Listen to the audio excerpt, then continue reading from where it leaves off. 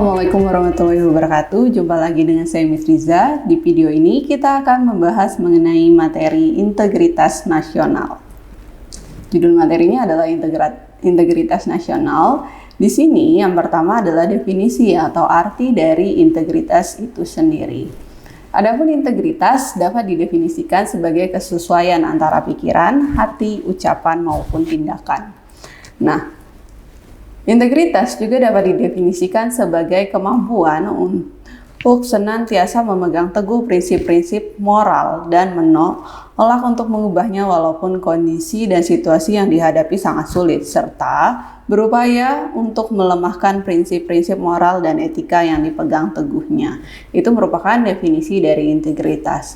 Sepanjang itu kalau bingung integritas itu apa? Integritas itu adalah kata lain dari jujur. Kenapa? Kalau pikirannya memikirkan A, hatinya memikirkan A, maka ucapan ataupun tindakannya itu juga A. Jadi sama semuanya. Kesamaan itu tadi kata lain adalah jujur. Karena kata kunci dari integritas sendiri itu adalah kejujuran. Oke, selanjutnya kita bahas di sini ada konsep di dalam integritas. Integritas memiliki konsep, ada 3 konsep. Yang pertama, konsep paling utama yaitu kejujuran. Kejujuran itu sendiri di dalam dimensi kejujuran yang menunjukkan aspek kesadaran dan kebenaran dalam sikap kejujuran. Yang kedua, konsistensi atau konsisten. Dimensi ini menunjukkan konsistensi dalam perbuatan yang terdiri atas aspek pengendalian emosi, akuntabel, dapat dipercaya ya, dan fokus menyeluruh. Yang ketiga adalah keberanian, dimensi yang menegakkan kebenaran secara terbuka dan keberanian serta percaya diri. Jadi ketiga hal ini adalah saling berhubungan. Kalau orang jujur itu biasanya konsisten. Contoh misalnya, sekarang ditanya jawabannya A, besok pasti jawabannya tetap A gitu, tanpa harus berpikir panjang. Kalau tidak konsisten itu berarti ada indikasi ketidakjujuran. Keberanian di sini adalah kebenaran secara terbuka, dan kalau misalnya ada hal-hal yang berlawanan dengan kejujuran atau diminta informasi tentang kejujuran, dia berani mengemukakan pendapatnya, itu keberanian. Selanjutnya, di dalam integritas nasional itu erat kaitannya, kan integritas nasional, integritas itu kejujuran gitu, tapi nasional ngomongin negara Indonesia, erat kaitannya dalam badan yaitu KPK, Komisi Pemberantasan Korupsi, karena kalau korupsi berarti dia nggak jujur. KPK itu ada dasar hukumnya, yaitu merupakan Undang-Undang Nomor 30 Tahun 2002.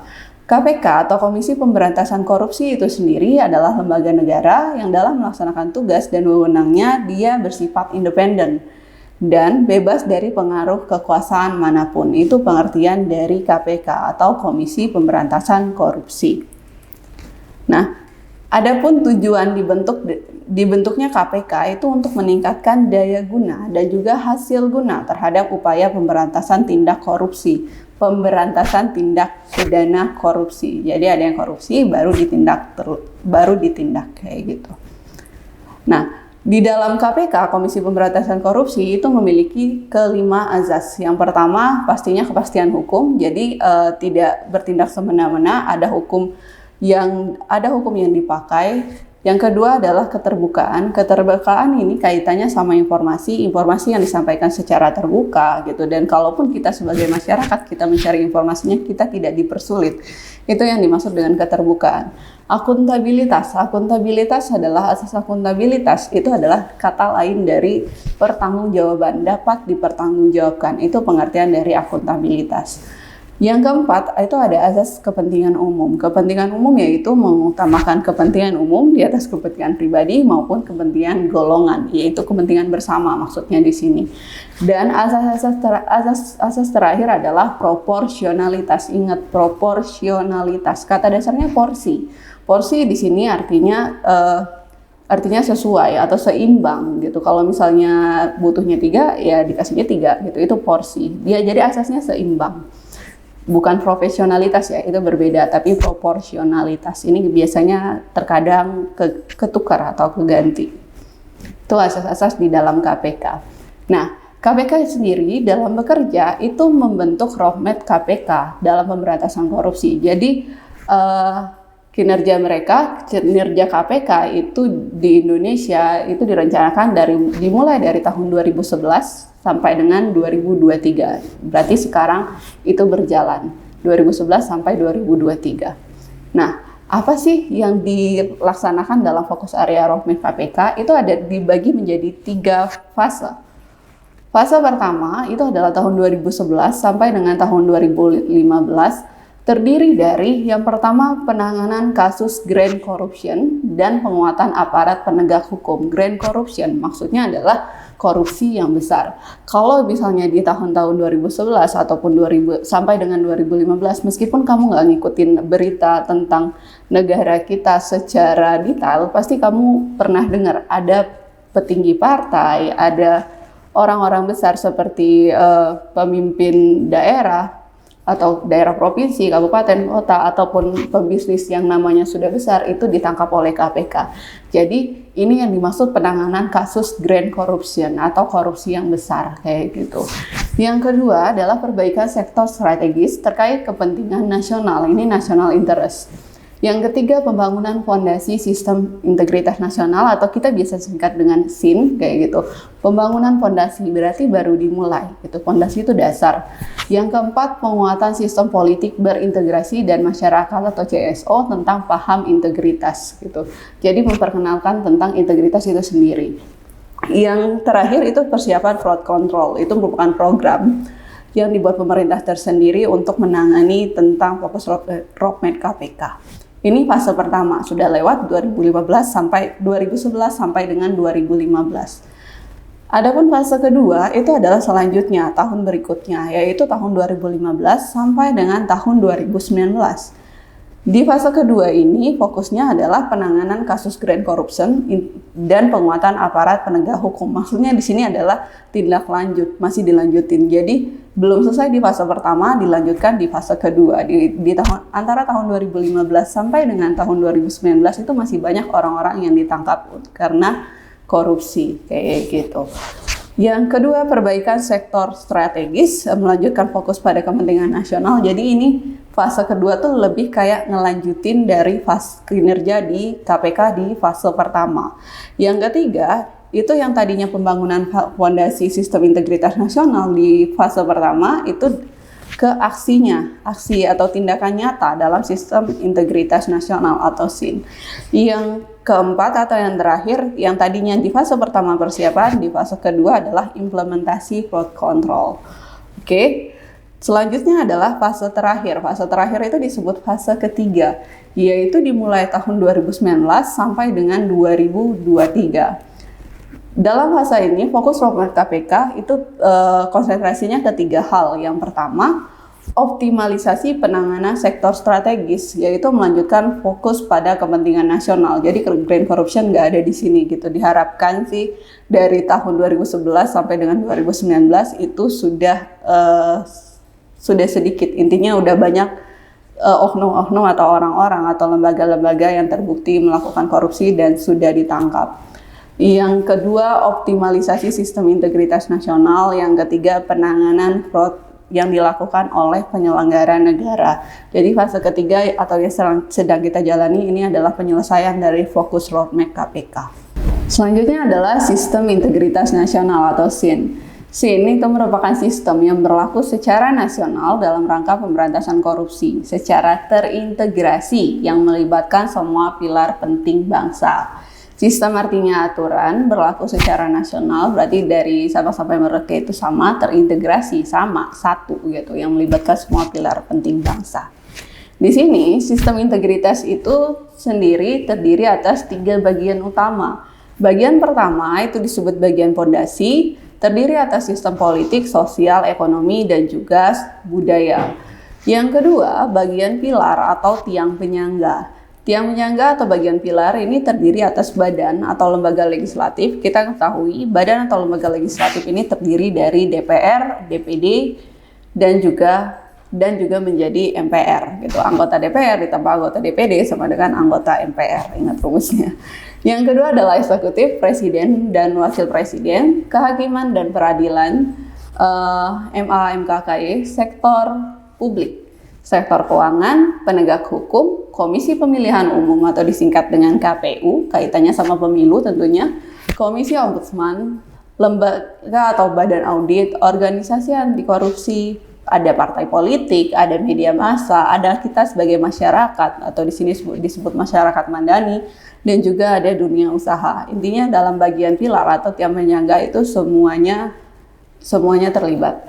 Yang ketiga adalah bagian atap. Bagian atap itu merupakan hasil akhir yang akan dicapai berupa integritas nasional itu sendiri. Oke.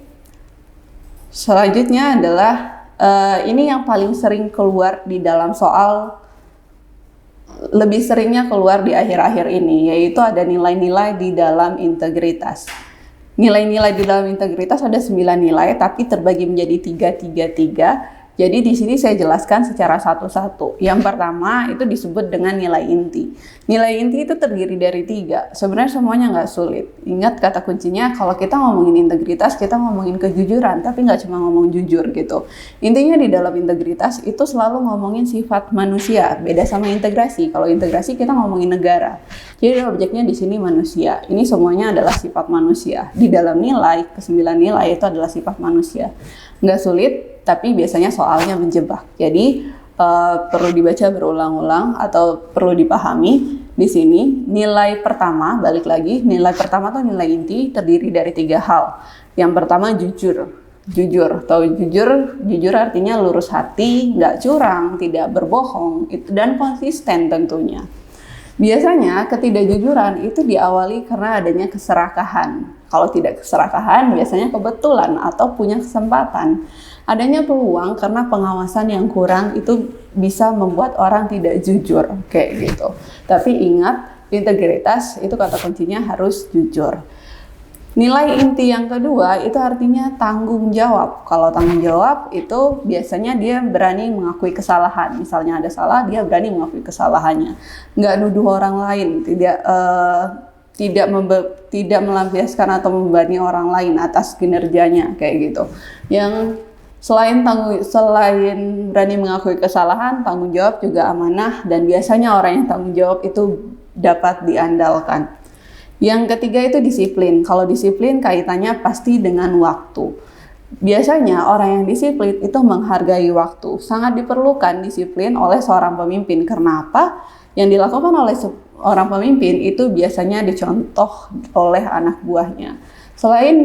Selain kaitan dengan waktu, disiplin biasanya kaitannya sama kinerja atau perilaku kehidupan kita sehari-hari, biasanya berulang-ulang. Tapi yang paling bisa dilihat adalah kayak tepat waktu, kayak gitu. Biasanya orang yang selalu datang tepat waktu biasanya dicap sebagai orang yang disiplin. Tapi nggak hanya itu, disiplin itu lebih luas dari itu. Biasanya kalau kayak orang yang kinerjanya dia selalu konsisten bilang A, dia menolak misalnya disuap, ini kan kaitannya sama integritas, kaitannya sama korupsi, selalu menolak, itu juga bisa juga masuk disiplin.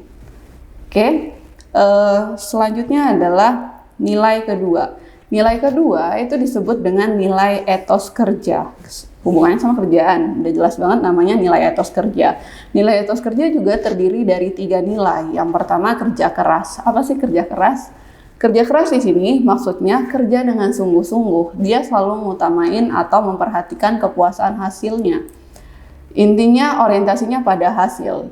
Itu disebut dengan kerja keras. Yang kedua, sederhana. Nilai etos kerja yang kedua adalah sederhana. Sederhana bisa diartikan tidak berlebih-lebihan dalam hidup, menggunakan harta sesuai dengan kebutuhan, dan memenuhi kebutuhan itu sesuai dengan skala prioritasnya. Jadi, tidak melakukan hal-hal yang tidak penting, tidak membuang uang dengan hal-hal yang tidak penting, itu disebut sederhana. Yang ketiga atau nilai etos kerja yang terakhir disebut mandiri. Mandiri itu kaitannya bisa dapat berdiri sendiri. Dia nggak bergantung terhadap orang lain. Itu adalah nilai etos kerja yang ketiga, yaitu mandiri. Selain ke-6 nilai ini, kita punya nilai 3 terakhir, yaitu disebutnya di dalam integritas nilai sikap. Nilai sikap yang pertama itu adil. Adil biasanya diartikan sebagai sama berat, tidak berat sebelah, tidak memihak, kayak gitu.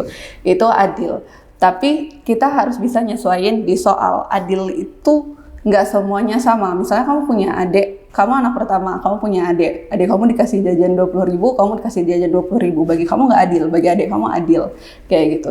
Jadi kita harus nyesuaiin di soal yang diminta nanti. Adil di sini apa, kayak gitu. Kaitannya bisa dengan sikap, bisa dengan hukum. Intinya nyesuaiin soal gitu. Adil tidak selalu sama, ingat di situ. Contohnya adalah di pajak kayak gitu. Kalau di pajak, pajak yang dipungut adalah sesuai dengan yang PTKP-nya. Jadi nggak selalunya sama, itu adil. Yang kedua, nilai sikap disebut dengan peduli. Peduli itu pengertiannya adalah terpanggil melakukan sesuatu dalam rangka memberikan inspirasi, perubahan, kebaikan kepada lingkungan sekitar. Ini peduli. Ingat, peduli itu biasanya suatu tindakan. Kalau cuma pemikiran itu bukan peduli, itu pikiran aja. Peduli itu biasanya suatu tindakan dan lawan kita itu biasanya merasakan. Itu yang disebut peduli. Biasanya yang pernah keluar itu kayak sesimpel tahun lalu itu kayak nolong nenek-nenek lagi nyebrang. Ada soal seperti itu. Itu nilai integritas apa? Itu peduli karena tindakan dan kita lakukan dan nenek-nenek tersebut merasakan bahwa kita peduli terhadap dia. Itu peduli. Kaitannya adalah dengan tindakan. Terus yang terakhir itu berani. Nilai sikap terakhir adalah berani. Berani berarti nggak takut menghadapi bahaya atau kesulitan. Berani juga bisa diartikan melaporkan kalau dia tahu terjadi ketidakjujuran, terutama di dalam integritas, di dalam kerjaan. Jadi dia berani melaporkan. Berani juga kaitannya ketika ditanya mau mengungkapkan apa yang benar, itu disebut berani tanpa pandang bulu. Udah. Sekian materi dari Integritas Nasional dari saya. Semoga bermanfaat bersama Praja Edukasi Ksatria Muda Nusantara. Wassalamualaikum warahmatullahi wabarakatuh.